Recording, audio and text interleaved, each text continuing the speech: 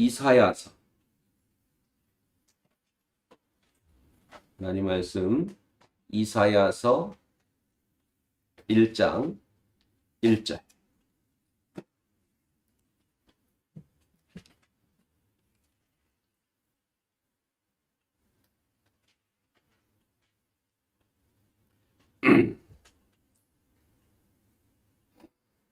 이사야서 1장 1절 유다왕 우시야와 요담과 아하스와 히스기야 시대에 아모스의 아들 이사야가 유다와 예루살렘에 관하여 본 계시라. 아멘. 기도합니다. 하나님 감사합니다. 이 시간 하나님의 말씀을 나누고 그 가운데 하나님의 뜻을 찾고 그 찾은 뜻을 행하기를 원합니다. 이 시간 듣는 귀가 있게 하시고 들을 수 있는 마음을 주시고 행할 수 있는 심령도 허락하여 주옵소서. 예수님의 이름으로 감사하며 기도드렸사옵나이다. 아멘.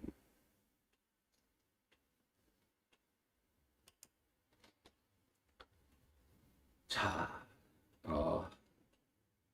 카메라 보고 설교한 게 딱 따져보니까 5년 만인데 5년 만에 카메라 렌즈 쳐다보고 설교를 하는데 그 5년 동안 참 많은 기술도 발전했고 그 5년 전에는 생각도 못했던 5년 전에야 녹화해서 편집해서 그리고 자를 거 자르고 해서 내보냈지만 이 5년 동안에 유튜브라는 게 물론 5년 전에도 있었지만 그 당시에는 이렇게 스트리밍 실시간으로 하는 건 언감생신 생각도 못했던 시절인데 하려면 몇백만 원짜리 장비를 사야 되고 했었지만 지금은 뭐 누구나 할 수 있는 그런 시대가 됐고 그래서 왜 이걸 굳이 하게 되느냐 안 해도 되는데 나도 지금 준비하면서 이거 왜 하나 싶어서 오늘 한 주만 하고 말아야지 그 생각을 지금도 오늘 이 아침에도 수십 번을 했는데 또 거꾸로 생각을 해보면 언젠가는 해야 될 거고 지금 하지 않더라도 그거 꺼.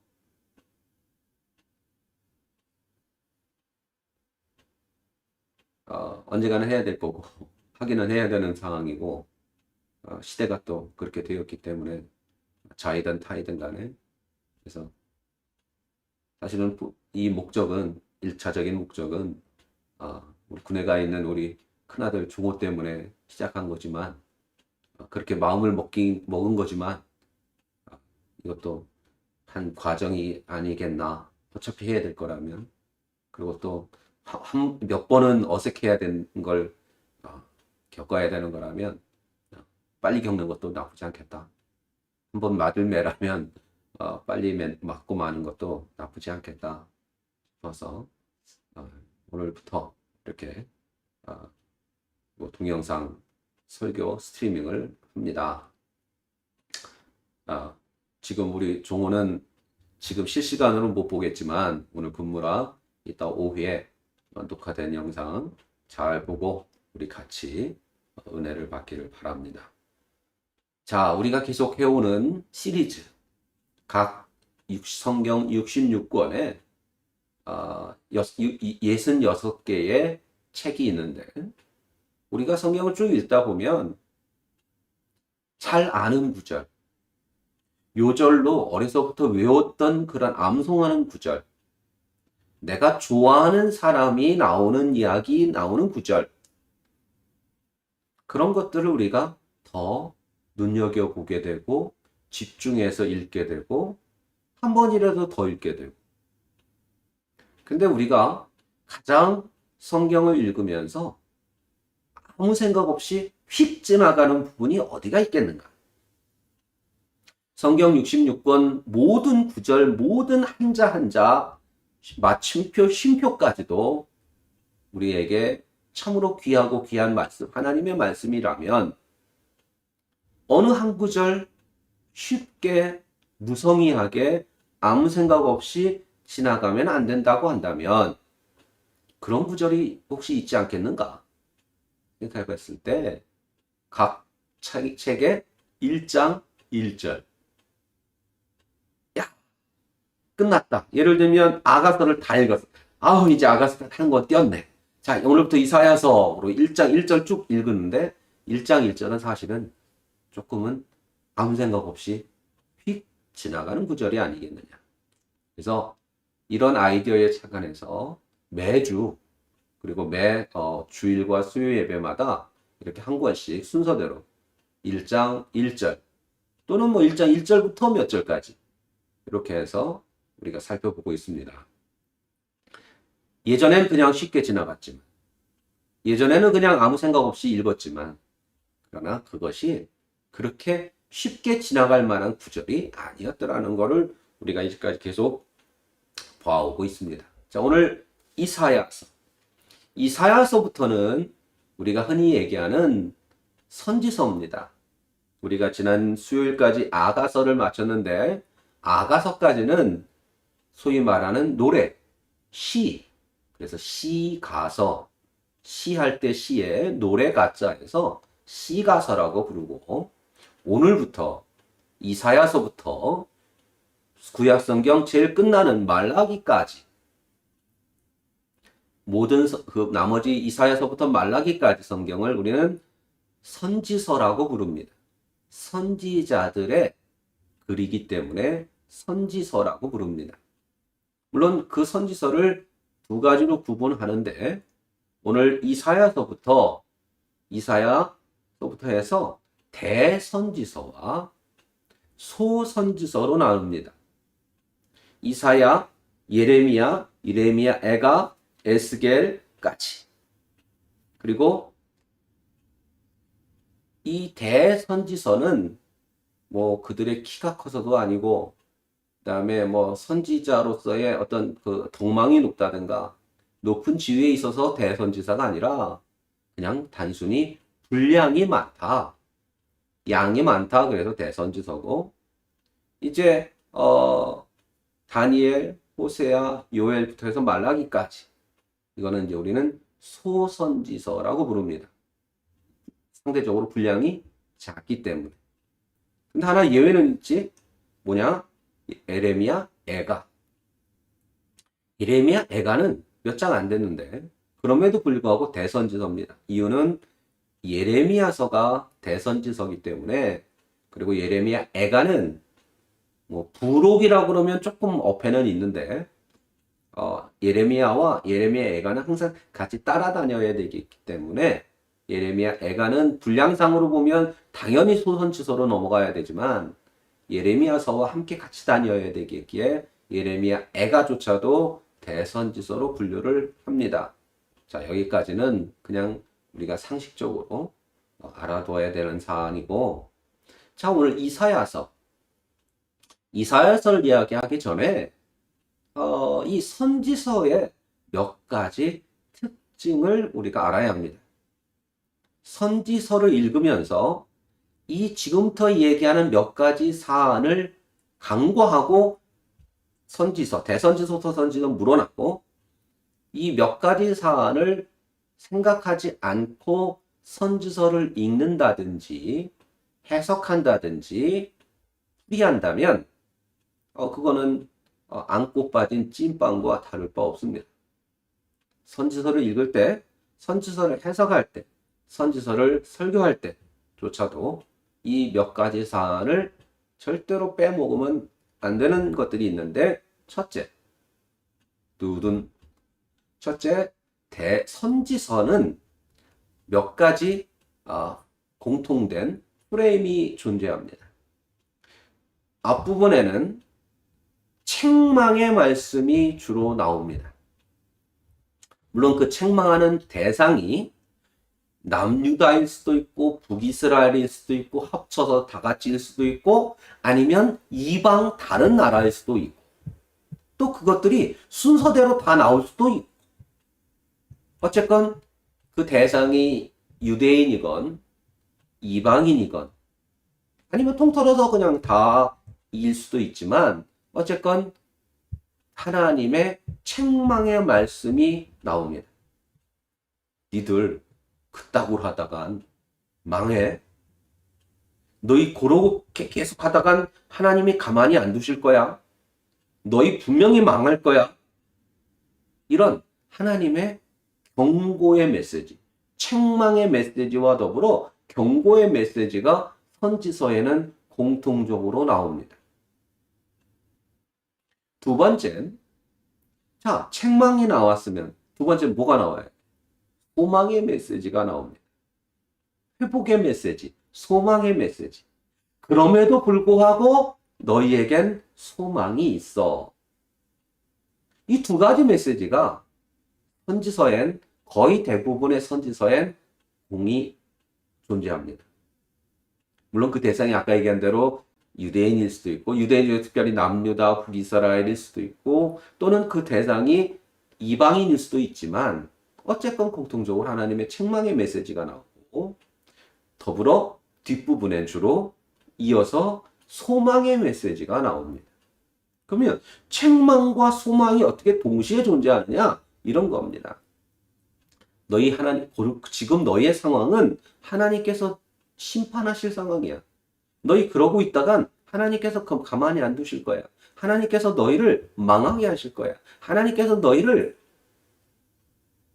심판하실 거야. 그러나 너에게 소망이 있어. 두 종류의 사람에게. 첫째, 회개하는 사람에게. 회개하고 돌이키는 사람에게. 두 번째는 아까 책망의 메시지에 들지 않는, 원래부터 잘하고 있던 사람이 물론 극소수. 잘하고 있었던 사람은 물론 극소수고, 회개하고 돌이키는 사람도 물론 많지 않아. 그러나 어쨌건 회개하고 돌이킨 사람과 원래부터 잘하고 있었던 이 두 종류의 극소수의 사람들에게 하나님은 뭐라고 말씀하셔? 너희에겐 내가 회복시켜 줄 거야. 너희는 다시금 회복될 거야. 걱정하지 마. 이런 메시지를 하나님께서는 선지서를 통해서 말씀하고 있다는 겁니다. 그러니까 이걸 잘못 오해하면 회복의 메시지가 나온다, 소망의 메시지가 나온다고 해서 회개 안 하고 돌이키지 않는 그런 목이 곧은 사람들조차도 회복되는구나, 천만에. 그런 메시지가 아닙니다. 그렇다면 공의의 하나님이 아니지. 공평하신 하나님이 아니지. 하나님은 분명히 상과 벌이 분명하신 분인데, 상 줄 사람과 벌 줄 사람을 분명히 구별하시는 사람인데, 상 줄 사람에게 벌 주시지 않고 벌 받아야 될 사람에게 상 주시지 않는데, 회복의 메시지가 그 누구와 다 모든 사람에게 해당된다면 못하러 회개. 못하러 똑바로 사느라고 죽을 똥살 똑살. 하나님 앞에 똑바로 살려고 왜 이렇게 고생해? 그냥 대충 되는 대로 살고, 세상 사람들 사는 대로 살고, 적당히 타협하며 살다가 하나님 회복되게 하실 때 회복되면 되지. 그러나 그렇지. 하나님의 메시지는 첫째, 너희 그러다가 망할 거야. 하나님이 너희를 가만히 두시지 않아. 빨리 회개해. 지금이라도 늦지 않았어. 돌이켜. 두 번째, 회개하고 돌이키는 사람에겐 하나님이 회복하시는 축복을 주실 거야. 그게 선지서의 내용입니다. 자, 그렇다면 오늘 이사야서도 역시 똑같습니다. 앞부분에는 수많은 그런 아주 듣기에 너무너무 겁이 날 만큼의 그런 메시지들이, 심판의 메시지들이 나옵니다. 그리고 후반부에 회개하고 돌이키는 사람에겐 회복의 메시지를 주십니다. 우리가 잘 아는 이사야서 중에서 가장 유명한 구절, 신약 성경에서 가장 유명한 구약 성경 인용한 구절 중에 가장 유명한 구절 중에 하나가, 보라, 처녀가 잉타하여 아들을 낳으리니 그 이름을 임마누엘이 하리라.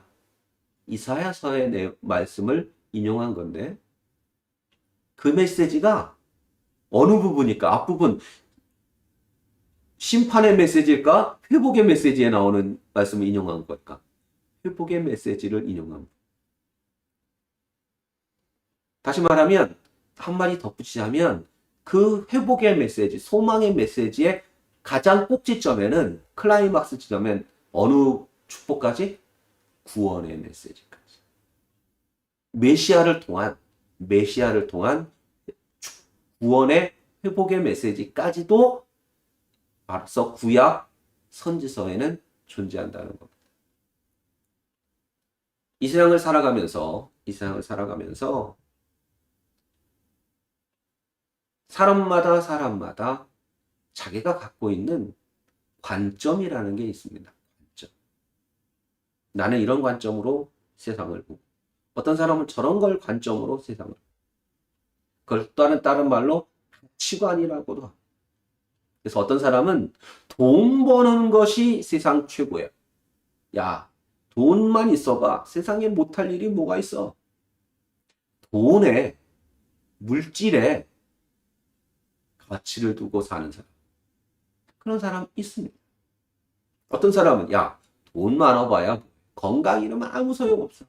건강이 최고야.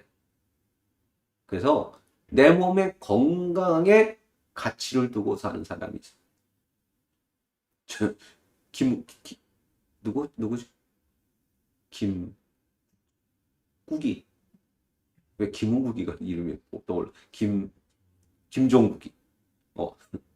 그 맛있는 라면도 안 먹고 살자. 왜? 건강이 중요한. 라면 먹는 것보다 건강이 더 중요하다고 생각하는 그런 가치관을 갖고 있는 사람. 어떤 사람은 야, 돈 있어봐야 권력 앞에 아무것도 아니야. 권력이 최고야. 그래서 너도 나도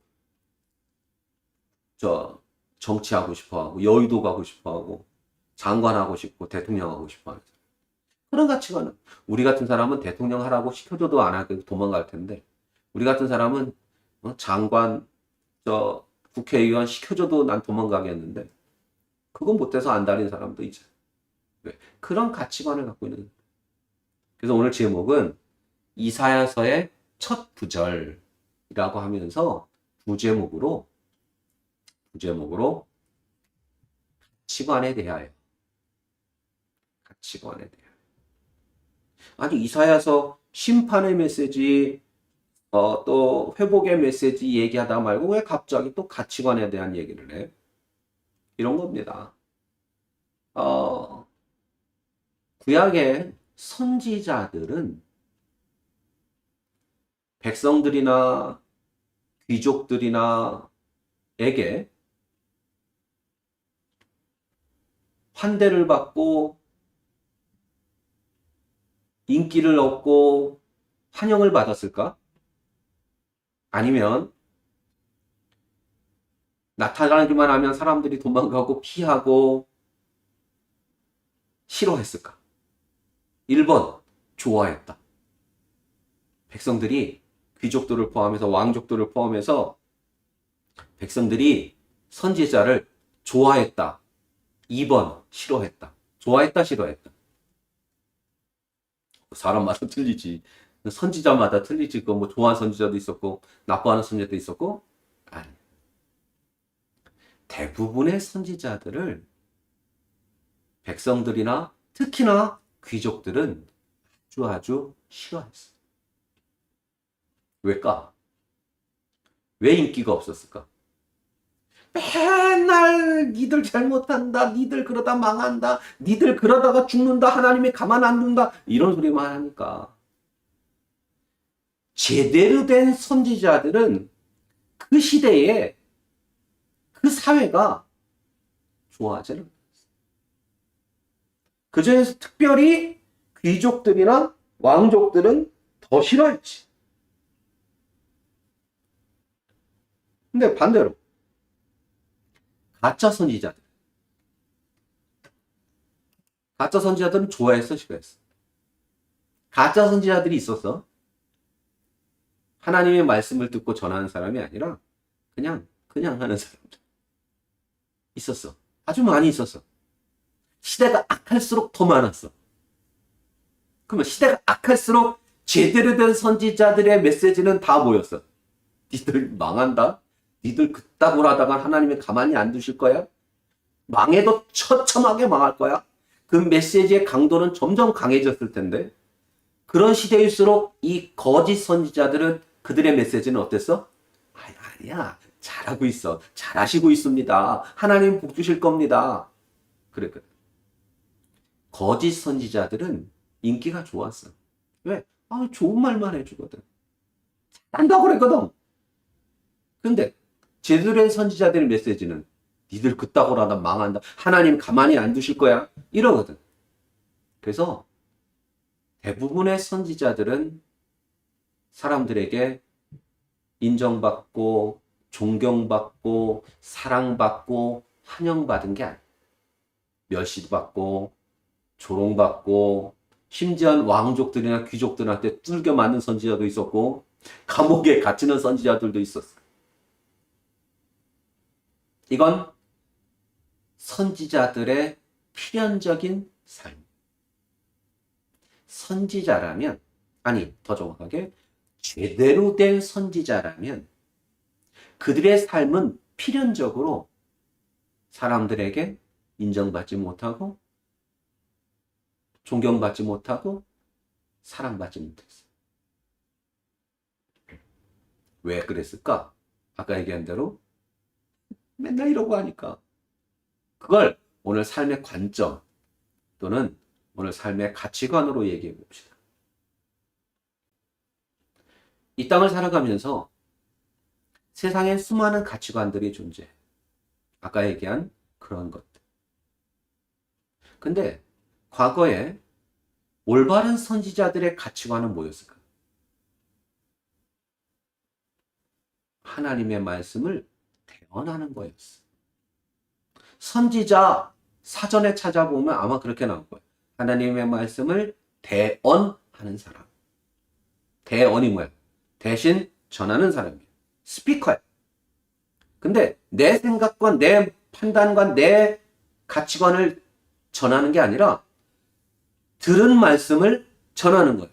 다시 정확하게 말하면 스피커라기보단 메신저예요. 메시지를 전하는 사람이에요. 하나님의 메시지를 전하는 사람이 선지자였어요.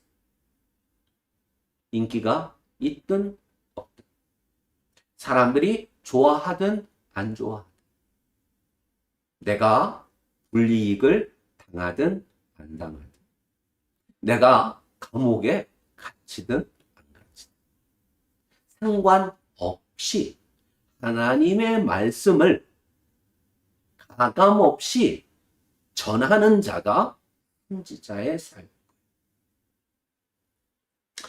물론 이 시대에 선지자는 없습니다. 있을 수도 없고 있어서도 안 됩니다. 그거는 성경 66권 하나님의 말씀의 정확 무호성에 있어서 아주 중대한 심각한 문제가 발생할 수 있기 때문에 선지자는 없습니다. 이 땅의 마지막 선지자는 예수님이었고 예수님으로서 모든 선지자는 끝이었습니다. 다만 이 시대에 우리가 선지자적인 삶을 살아야 될 필요가 분명히 있다는 겁니다. 선지자적인 삶. 그게 뭘까? 선지자적인 삶이라는 게 뭘까? 이런 겁니다. 세상 사람들의 인기에 영합하지 않고 세상 사람들이 나를 무엇라 평가하는 것이 중요하지 않다고 생각하고 돈을 많이 벌고 적게 벌고가 결코 중요하지 않다 생각하고 오직 하나님이 기뻐하시는 삶을 살려고 하나님이 명령하신 삶을 살려고 하나님의 관점으로 이 세상을 바라보고 이 세상을 평가하기를 원하는 오늘 우리에게 그 사람의 삶이 바로 선지자적인 삶이라고 이야기할 수 있다는 것. 우리가 바로 그 삶을 살아야 된다는 것. 이 땅에 수많은 사람들이 살고 있고 수많은 가치관을 갖고 살고 있습니다. 그러나 그 가운데 우리 예수를 믿는 우리는 그 세상의 가치관, 세상의 관점이 아니라 하나님의 관점으로 구약에 올바르고 정직했던 선지자들이 그러했듯이 구약의 선지자들은 범죄로 말미암는 이스라엘 백성들을 향해 분노했습니다. 그게 바로 하나님의 관점으로 이스라엘 백성들을 바라봅니다. 오늘 우리가 바로 그래야 합니다. 세상의 가치관으로가 아니라 하나님의 가치관.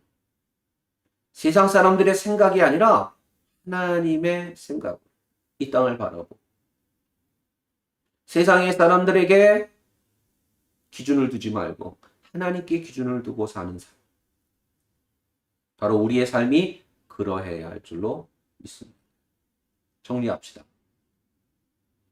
이사야서를 보면서 과연 이사야가 어떤 삶을 살았겠는가? 오늘 1장 1절에 뭐라고요?